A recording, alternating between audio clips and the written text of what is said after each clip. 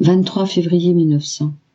Ce matin, alors que j'avais presque perdu l'espérance que Jésus béni vienne, il revint soudain. Il renouvela en moi les douleurs de la crucifixion et me dit « Le temps est arrivé, la fin se dessine, mais l'heure est incertaine. » Alors que je me demandais si ces mots avaient trait à ma crucifixion complète ou au châtiment, je lui dis « Seigneur, j'ai peur que mon état ne soit pas conforme à la volonté de Dieu. » Jésus reprit « Le signe le plus sûr pour savoir si un état est conforme à ma volonté, c'est quand on ressent la force de vivre dans cet état. » Je lui dis « Si c'était ta volonté, tu ne cesserais pas de venir comme avant. » Il répondit « Quand une personne est devenue familière dans une famille, toutes ces cérémonies et ces respects ne sont plus utilisés comme ils l'étaient auparavant, quand elle était encore une étrangère. Et ce n'est pas là le signe que cette famille ne veut plus de la personne, ni qu'elle ne l'aime pas plus qu'avant. Il en va ainsi avec moi. Par conséquent, reste tranquille, laisse-moi faire. Ne te torture pas le cerveau, ou ne perds pas la paix de ton cœur. Au temps voulu, tu comprendras mes œuvres.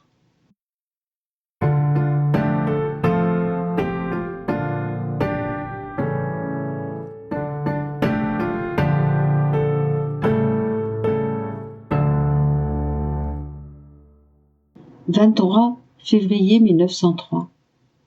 Les hommes ne veulent pas de notre Seigneur comme tête. L'Église sera toujours l'Église. Étant hors de mon corps, je me suis trouvé tout près d'un jardin qui semblait être l'Église. Près de ce jardin, il y avait des personnes en train de comploter un attentat contre l'Église et contre le pape.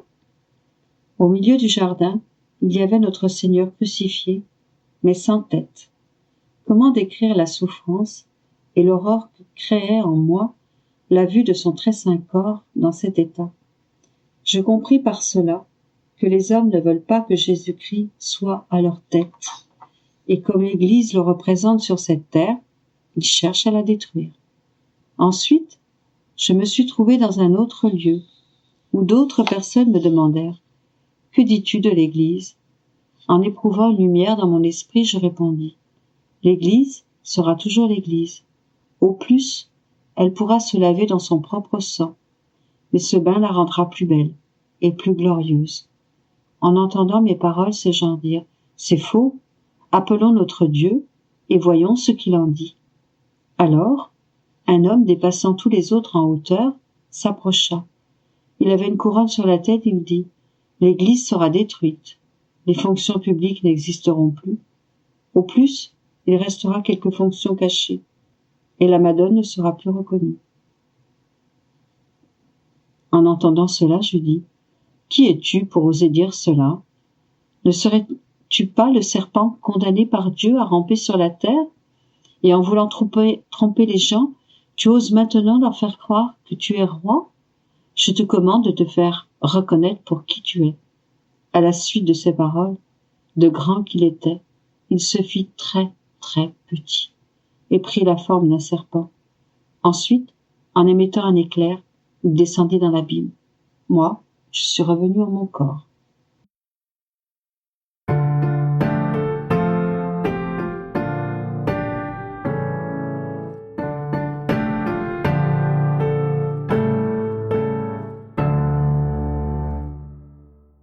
« 23 février 1906. Jésus a voulu vivre uniquement dans la volonté de son Père. Il fut tout entier cloué dans cette volonté. Ce matin, je méditais sur la passion de notre Seigneur au moment où il fut cloué sur la croix. Pendant que je compatissais avec lui, Jésus béni me dit « Ma fille, non seulement mes mains et mes pieds furent cloués à la croix, mais aussi toutes les particules de mon humanité, de mon âme et de ma divinité. Tout fut cloué dans la volonté de mon Père, parce que la crucifixion était voulue par lui, elle était nécessaire. En effet, qu'est le péché, sinon de se retirer de la volonté de Dieu, de ce qui est bien et saint, et de se croire quelque chose en dehors de Dieu? Aussi, afin de réparer une si grande audace de la part des créatures et de détruire ces idoles qu'elles s'étaient faites d'elles-mêmes, je voulais, au coup de grands sacrifices, perdre entièrement ma volonté et vivre uniquement dans celle de mon Père.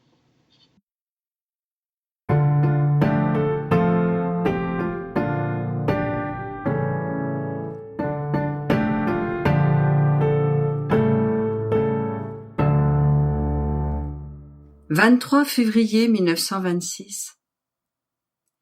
Jésus l'appelle sa petite nouveau-née, afin qu'elle puisse renaître continuellement dans sa sainte volonté à une beauté, sainteté et lumière nouvelle, et à une ressemblance nouvelle à son Créateur. Jésus, mon amour et ma vie, viens en aide à ma faiblesse et à ma répugnance à écrire. Mieux encore, que ta propre volonté vienne écrire, afin que je ne puisse rien mettre qui vienne de moi, mais uniquement tout ce que tu veux que j'écrive. Et toi, ma maman et céleste mère de la divine volonté, viens guider ma main lorsque j'écris.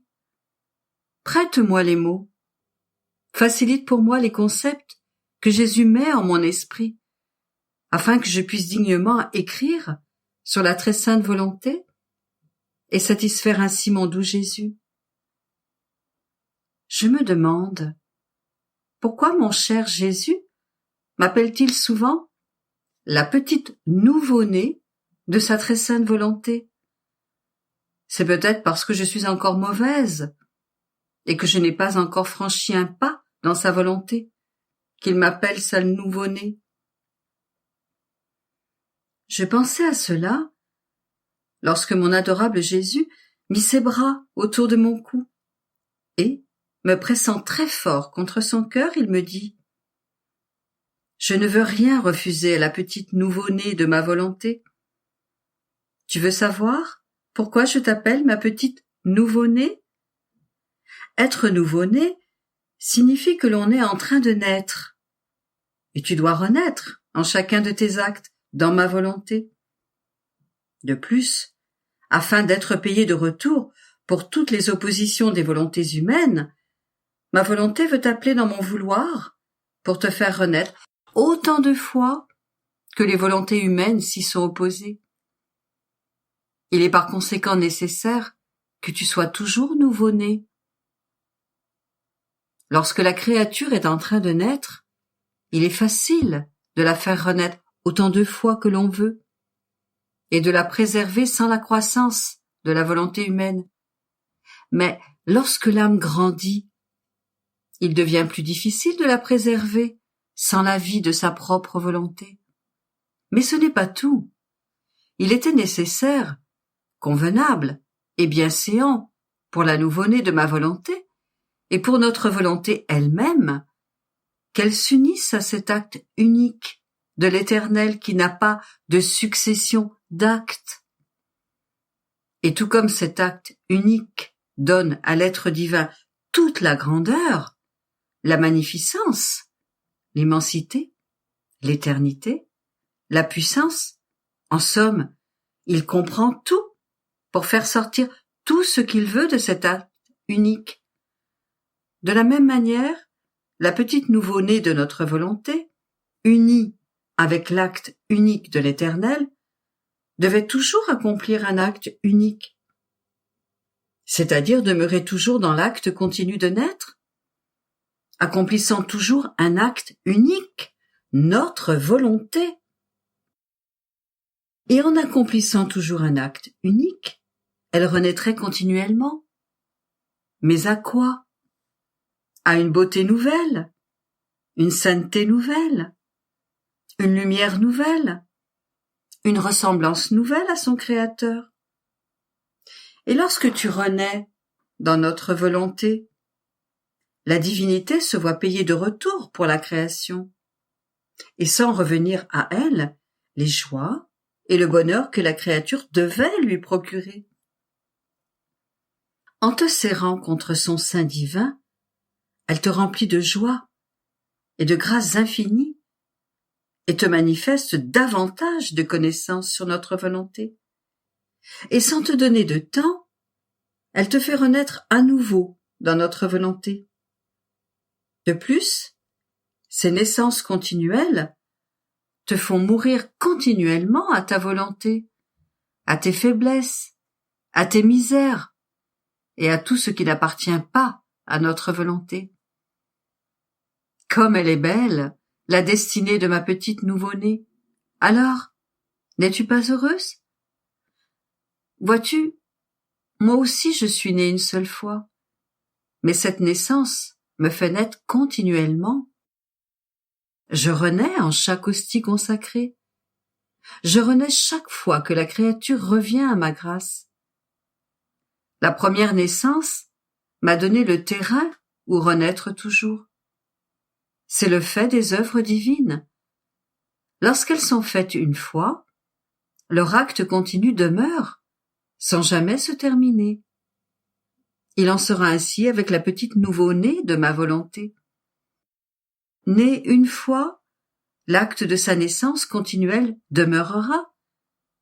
C'est pourquoi je prends tellement soin de ne pas laisser entrer en toi ta volonté, et que je t'entoure de tant de grâce, afin que tu puisses toujours renaître dans ma volonté, et que ma volonté puisse renaître en toi.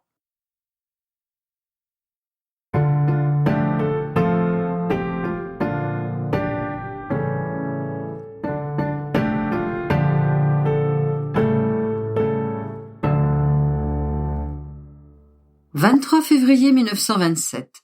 Un fils qui aime son père réunit tous ses frères et sœurs et surprend le père. Privé de mon doux Jésus, je sentais mon pauvre cœur douloureusement broyé. Oh, comme il souffrait et gémissait. Et en faisant ma ronde habituelle, dans toute la création, pour suivre en elle les actes de sa volonté.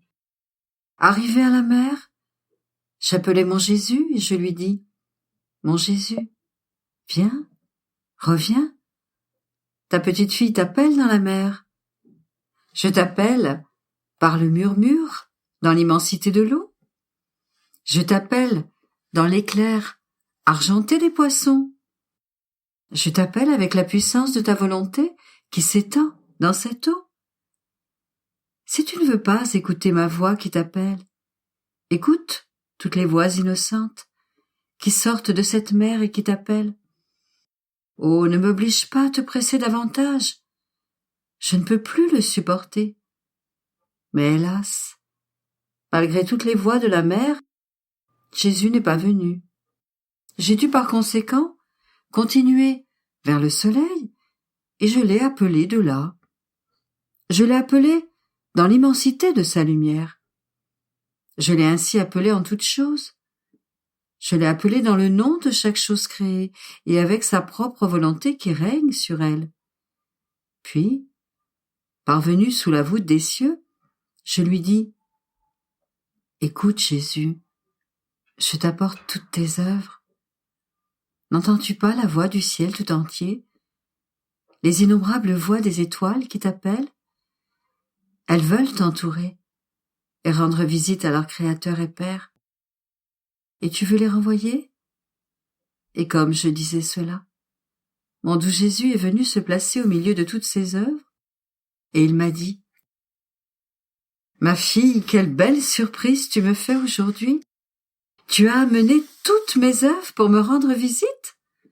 Je sens ma gloire et mon bonheur redoubler en me voyant entourée par toutes mes œuvres que je reconnais comme mes enfants. Tu as agi aujourd'hui comme une fille qui aime beaucoup son père et reconnaît que son père aime se voir entouré et visité par tous ses enfants. Cette fille les appelle tous et il aime chacun d'eux. Elle réunit tous ses frères et sœurs et surprend son père. Pas un ne manque à l'appel et le père reconnaît tous les membres de sa famille. Oh, comme il se sent glorifié par tous ses enfants! Son bonheur atteint son sommet, et pour combler sa joie, il prépare une fête plantureuse. Tous ensemble, le père et ses enfants font la fête. Dans la plénitude de son bonheur, le père reconnaît la fille qui a rassemblé toute sa famille pour le surprendre et lui procurer tant de bonheur. Cette fille sera aimée davantage parce qu'elle est la raison d'une si grande joie. Ma fille, lorsque tu m'appelais dans la mer avec toutes ces voix, j'écoutais, je disais qu'elle aille parmi toutes les choses créées jusqu'à ce qu'elle les ait toutes rassemblées, et alors je me laisserai trouver. Ainsi, j'aurai toutes mes œuvres, qui sont autant de mes enfants. Ils me rendront heureux, et je les rendrai heureux. La vie dans ma volonté contient d'indescriptibles surprises. Je peux dire que, là où elle règne, l'âme devient mon bonheur, ma joie, ma gloire, et je prépare pour elle un banquet de la connaissance de ma volonté. Nous avons plaisir à être ensemble. Nous étendons le royaume du Fiat suprême afin qu'il soit connu, aimé et glorifié. C'est pourquoi j'attends souvent ces surprises de ma fille qui me rend visite avec toute ma famille. De plus, toutes nos divines qualités sont répandues dans la création, et chaque chose créée occupe une fonction de nos attributs. L'une est l'enfant de notre puissance, l'autre de notre justice, une autre encore de notre lumière, de notre paix. Bref, chaque chose créée est l'enfant d'un de nos attributs. Aussi, lorsque tu m'apportes l'ensemble de la création, tu es porteuse de mon bonheur répandu en elle. Et je reconnais mon enfant dans la lumière du soleil, l'enfant de ma justice dans la mer, l'enfant de mon empire dans le vent, et l'enfant de ma paix dans la floraison de la terre. En somme, je reconnais chacun de mes attributs dans toutes les choses créées et je prends plaisir à reconnaître mes enfants, que m'amène la petite fille de ma volonté. Je fais comme le Père, qui a un très grand nombre d'enfants, et chacun occupe une place d'honneur. L'un est un prince, un autre est juge, un autre encore est représentant, celui-ci est sénateur, et celui-là gouverneur. Le Père se sent le plus heureux lorsqu'il reconnaît en chaque enfant le rang honorifique élevé que chacun d'eux occupe.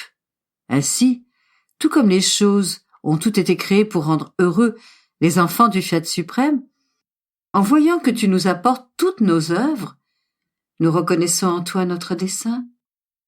Oh, comme nous aimons te voir faire tes rondes pour réunir toutes nos œuvres, afin de nous apporter le bonheur répandu dans toute la création. Par conséquent, que tes envols dans ma volonté soient continuels.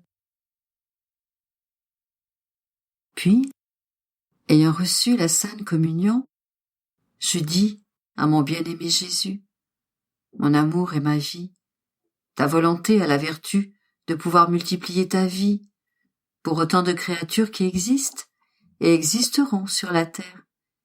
Et moi, dans ta volonté, je veux former autant de Jésus, afin de te donner à chaque âme du purgatoire, à chaque bienheureux dans le ciel, et à chaque créature sur la terre. Je disais cela lorsque mon céleste Jésus me dit « Ma fille, pour quiconque vit dans ma volonté, la divine volonté multiplie les actes de l'âme pour autant de créatures qui existent. L'âme reçoit la divine attitude, et ses actes deviennent les actes de tous. C'est exactement l'œuvre de la divinité. Un acte, accompli par l'âme, est multiplié, et chacun peut faire sien cet acte, comme s'il avait été accompli par lui-même, bien que ce ne soit qu'un seul acte. L'âme, où règne ma volonté, se place dans la même condition que Dieu lui-même. Que ce soit pour la gloire ou pour la souffrance, selon que la créature reçoive ou rejette cet acte. La gloire de cet acte peut apporter à chacun le bienfait et la vie de Jésus. Cet acte est grand, exubérant et infini. La souffrance de ce que toutes les créatures n'acceptent pas ce bien et que ma vie demeure suspendue sans apporter les bienfaits de ma vie divine, est une souffrance qui surpasse toutes les souffrances.